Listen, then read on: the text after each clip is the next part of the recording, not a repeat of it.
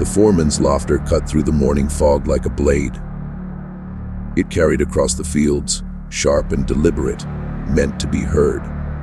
The elderly woman stood barefoot in the dirt, her back bent by decades of labor, her eyes lowered not in shame but in exhaustion.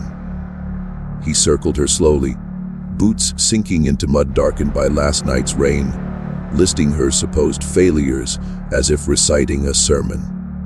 Every word landed harder than his whip ever had, because it invited the others to look, to see her as less than human. The humiliation began in the open, where shame could spread as easily as sound. The foreman chose the moment carefully, waiting until the workers had gathered and the sun had climbed just high enough to burn away the last traces of morning fog. He called the elderly woman forward by name, stretching the syllables as if tasting them, reminding everyone that even after all these years, she still belonged to his voice. Her hands trembled as she stepped into the cleared space, fingers knotted from age and labor, skin marked by scars that told stories no one had ever bothered to hear. He accused her of stealing, though nothing was missing. The charge itself was less important than the ritual of accusation. He demanded she explain herself. Knowing she could not read the ledgers, he waved in the air, knowing the numbers meant nothing to her. When she hesitated, he mocked her slowness, her bent back, her failing memory, turning her age into a weapon. Laughter rippled through a few onlookers, not because they believed him, but because laughter was safer than silence. Silence could be mistaken for agreement, or worse, defiance. As he spoke, the woman's past was stripped from her piece by piece. He reminded her of mistakes made decades ago, punishments already endured, losses already buried. He forced her to repeat his words, to say she was careless, dishonest, ungrateful. Each repetition was a blow meant to erase whatever dignity remained. The foreman's satisfaction grew with every lowered gaze around them. He was not disciplining one woman, he was rehearsing power, proving to the rest that age offered no protection, that survival did not earn mercy. Then he crossed a line he could not see. He demanded a confession to a crime that never happened, insisting she swear it aloud so all would hear. The woman paused longer than before. In that pause, something shifted. Her breathing steadied. The trembling in her hands slowed. When she finally spoke, her voice was thin but unbroken, carrying further than expected. She denied the theft. Just once. No pleading, no apology. A simple refusal. The refusal cracked the air. Murmurs spread, startled and uncertain. Some looked away, others leaned forward, sensing danger. The foreman's smile faltered, replaced by a sharp, offended anger. He stepped closer, raising his voice, demanding obedience, demanding submission. But the woman did not lower her eyes again. She stared past him, toward the tree line, as if listening to something no one else could hear.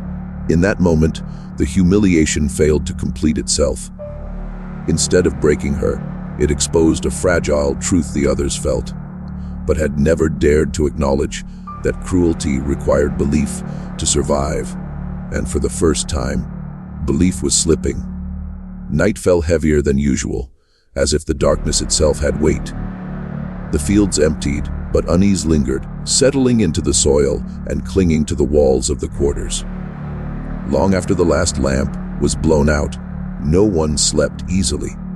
The humiliation from earlier in the day seemed unfinished, suspended in the air, waiting for something to answer it. When the first sound came, it did not tear through the silence. It rose slowly, a low vibration that traveled through the ground before it reached the ears. It was not the cry of any animal they knew. It rolled across the land in deliberate waves, deep enough to rattle loose boards and make cups tremble on shelves. Dogs whimpered and crawled under porches, refusing to lift their heads. Horses pulled against their tethers until the leather creaked, eyes wide and white in the moonlight. The sound returned again and again, each time closer, yet never rushing, as though whatever made it had no need to hurry. By morning, the plantation looked untouched, and that made it worse. No fences were broken. No blood stained the grass. Yet the livestock stood frozen where they had been left, bodies rigid, breath shallow, as if they had spent the entire night staring into something that did not blink. A prized bull refused to move even when struck, its muscles locked tight, its eyes tracking the edge of the forest. Chickens huddled in corners, alive but silent, as though sound itself had become dangerous. Whispers spread faster than explanations. Some swore they had seen a shape moving between the trees, tall and massive, its outline wrong in a way that hurt to look at directly. Others insisted it was only fear, born from exhaustion and old stories better forgotten. The foreman laughed when he heard the rumors, too loudly, dismissing them as excuses for poor work and restless minds. He ordered the men into the fields, daring the darkness to prove him wrong, but the land refused to return to normal. The air stayed thick, charged, as if a storm were trapped just beyond sight. Every creak of wood drew flinches. Every rustle in the grass made heads snap up. The forest seemed closer than before, its shadows stretching farther into the open ground. Even in daylight, the workers felt watched, measured, weighed by something patient and intelligent. Late that afternoon, they found the tracks. Deep impressions pressed into the damp earth near the tree line, larger than any wolf should leave, spaced with unnatural precision. They circled the fields without crossing into them, as if respecting an invisible boundary. No one spoke when they saw them. The elderly woman stood apart from the others, her gaze fixed on the marks, her expression neither fearful nor surprised.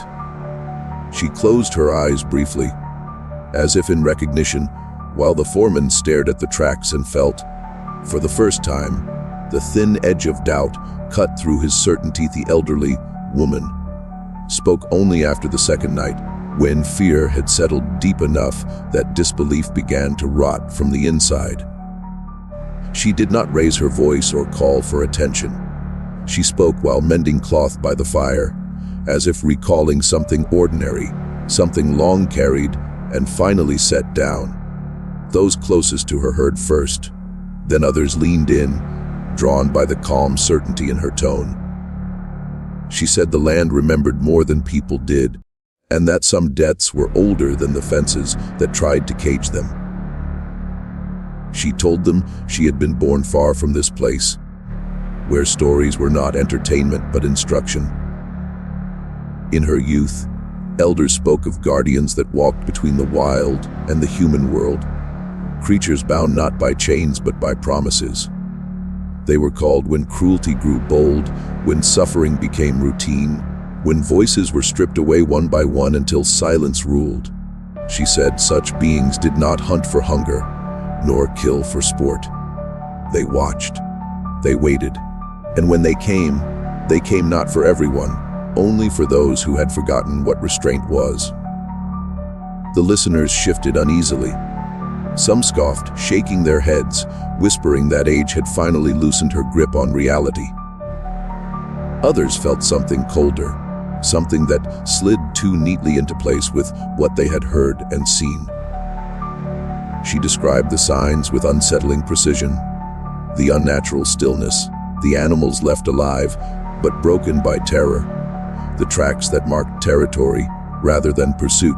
She said the creature did not cross certain lines because it was not there to conquer the land, only to answer it.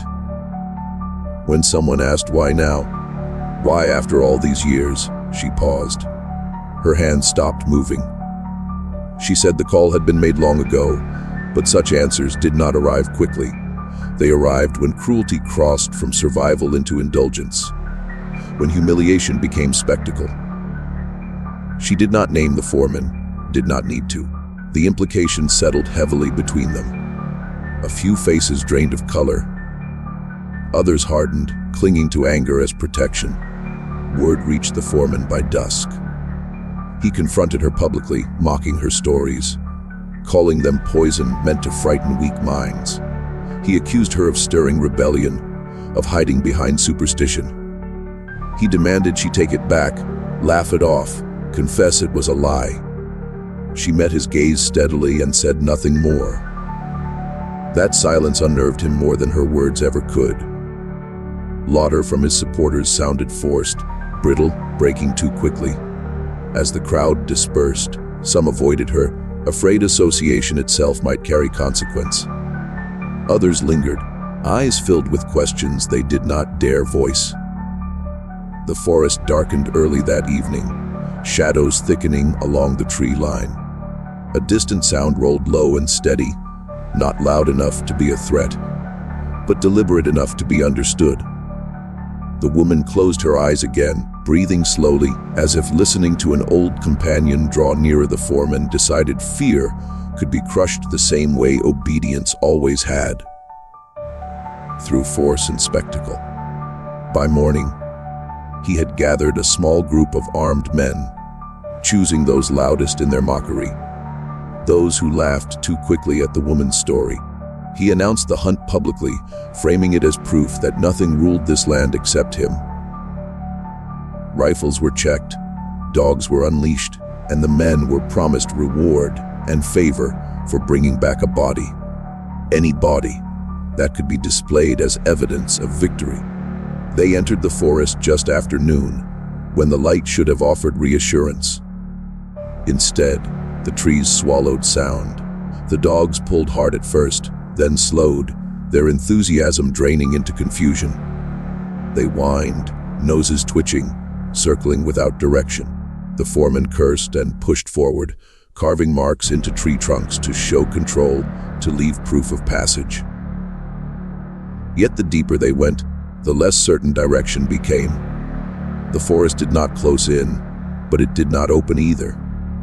It felt measured, intentional, as though it were allowing them only so far. The first sign that this was not a hunt came when they realized they were being followed. Branches shifted behind them, always just out of sight. Footsteps paced theirs, never closer, never farther. Shots fired into the trees echoed wrong, swallowed too quickly, as if the sound had been expected and prepared for. The dogs broke then, leashes snapping as they fled back the way they came, tails low, refusing every command. The men argued in hushed, frantic voices. Some wanted to turn back, others accused them of weakness. The foreman shouted them into silence, though his own confidence was thinning. He began to notice patterns in the ground, tracks circling them, appearing and disappearing without urgency. Whatever made them was not rushing to strike. It was arranging the space, guiding them along paths that felt chosen rather than accidental. They reached a clearing without remembering how. The air there was colder, the light dimmer. No animal revealed itself. Instead, the men felt exposed, as if the trees themselves had leaned away to watch. A deep sound rolled through the clearing, not a roar but a presence, vibrating in the chest more than the ears. One man dropped his rifle. Another fell to his knees, shaking uncontrollably. The foreman raised his weapon, turning slowly, searching for a target. That was when understanding crept in, quiet and devastating. The creature was not hiding because it feared them. It was waiting because it wanted them to see.